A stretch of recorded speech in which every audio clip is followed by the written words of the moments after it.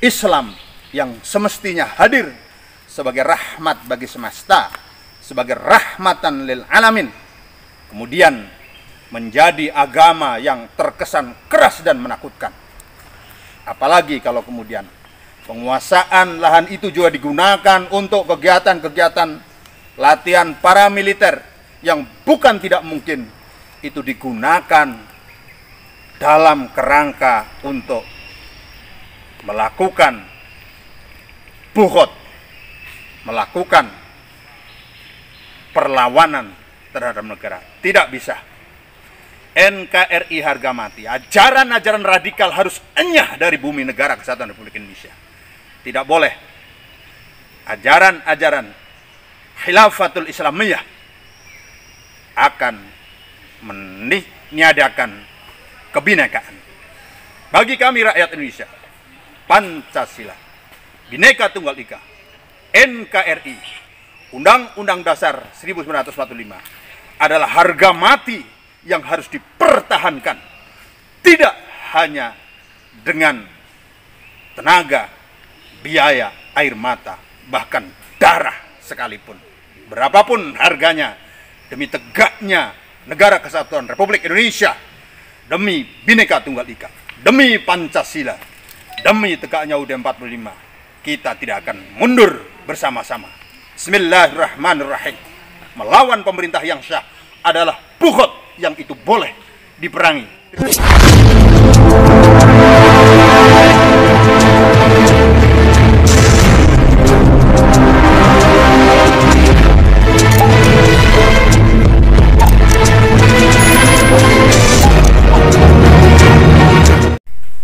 Assalamualaikum warahmatullahi wabarakatuh. Bismillah, alhamdulillah, wassalatu wassalamu ala rasulillah wa ala alihi wa ashabihi wa mawalah. La haula wa la quwata illa billah ma'adah. Saudara se-Nusantara, hari ini saya berada di salah satu hutan lindung. Kita bisa lihat bagaimana pohon-pohon menghijau besar sekali, dan dari sinilah Allah Subhanahu wa taala menganugerahkan alam, memberikan oksigen yang itu memberi hidup bagi seluruh alam semesta. Pohon-pohon yang ada di sini semuanya adalah makhluk Tuhan yang bertasbih, yusabbihu lillahi ma fis samawati wa ma fil ard. Semua yang ada di bumi, semua yang ada di langit bertasbih kepada Allah. Saudara bisa bayangkan, lahan yang sedemikian hijau, lahan yang memberikan kesejahteraan bagi semua manusia, tiba-tiba dikuasai oleh satu kelompok tanpa hak. Pohon-pohon yang begitu besar, menyimpan air bagi kehidupan, mengeluarkan oksigen, menyerap karbon dioksida, menyerap racun, kemudian ditebangi untuk dan atas nama sesuatu yang tidak jelas. Dan penguasaan lahan secara semena-mena ini harus dihentikan. Kalau pelakunya adalah perseorangan, badan usaha, kemudian itu digunakan untuk sebesar-besar kemampuan perekonomian, sebesar-besar kesejahteraan rakyat, ada hal yang setidaknya bisa dibicarakan. Tapi kita bayangkan lahan seluas 33 hektar, 330.000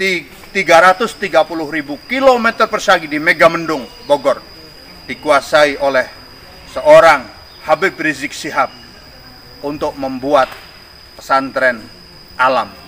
Tentu banyak pohon besar yang ditebang, tentu banyak sekali kerugian-kerugian yang ditimbulkan dari pohon-pohon yang ditebang.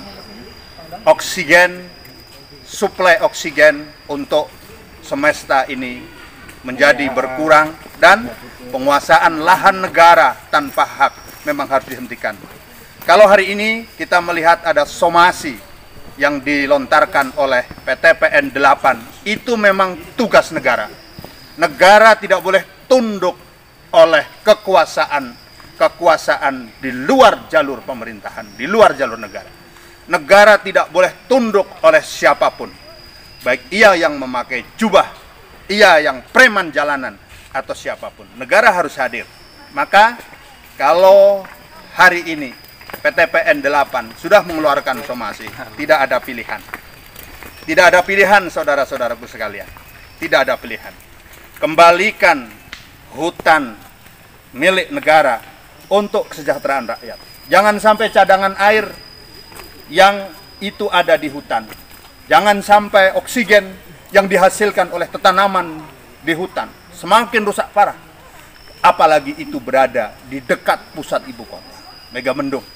Maka terhadap somasi ini kami menghimbau kepada Front Pembela Islam untuk mengembalikan lahan hutan tersebut menjadi milik negara kembali. Jangan merusak, karena kalau kita melihat penampakan di video-video bagaimana lahan yang sedemikian luas dibabat, dijadikan sebagai bangunan-bangunan, dan itu ke depan akan merugikan dan membahayakan masyarakat banyak. Jadi itu bukan menghidupkan ardul mawat, bumi tandus, bumi mati yang dihidupkan, tetapi penguasaan lahan yang dilakukan di Megamendung oleh Habib Rizik Syihab ini sesungguhnya menyakiti hati kami.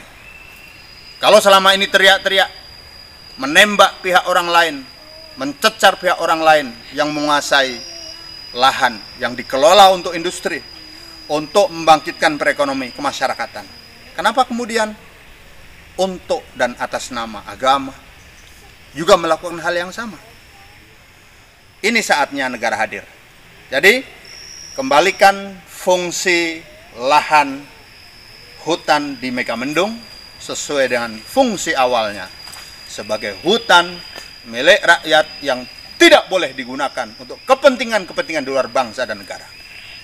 Kalau itu digunakan betul-betul untuk kepentingan mendidik anak bangsa, kepentingan pendidikan keagamaan, sepanjang itu tidak merusak fisik hutan, kami bisa makluminya. Tetapi itu terbukti sudah digunakan untuk menyebarkan ajaran radikal, untuk menebarkan permusuhan terhadap negara, untuk menebarkan kebencian terhadap umat yang berbeda. Islam yang semestinya hadir sebagai rahmat bagi semesta, sebagai rahmatan lil alamin, kemudian menjadi agama yang terkesan keras dan menakutkan. Apalagi kalau kemudian penguasaan lahan itu juga digunakan untuk kegiatan-kegiatan latihan paramiliter yang bukan tidak mungkin itu digunakan dalam kerangka untuk melakukan buhut, melakukan perlawanan terhadap negara. Tidak bisa. NKRI harga mati. Ajaran-ajaran radikal harus enyah dari bumi negara kesatuan Republik Indonesia. Tidak boleh ajaran-ajaran khilafatul Islamiyah akan meniadakan kebinekaan.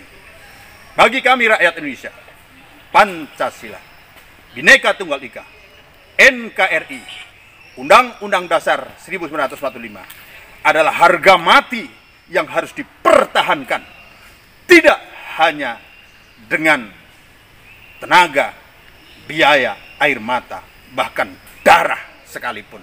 Berapapun harganya, demi tegaknya negara kesatuan Republik Indonesia, demi Bhinneka Tunggal Ika, demi Pancasila, demi tegaknya UUD 45, kita tidak akan mundur bersama-sama.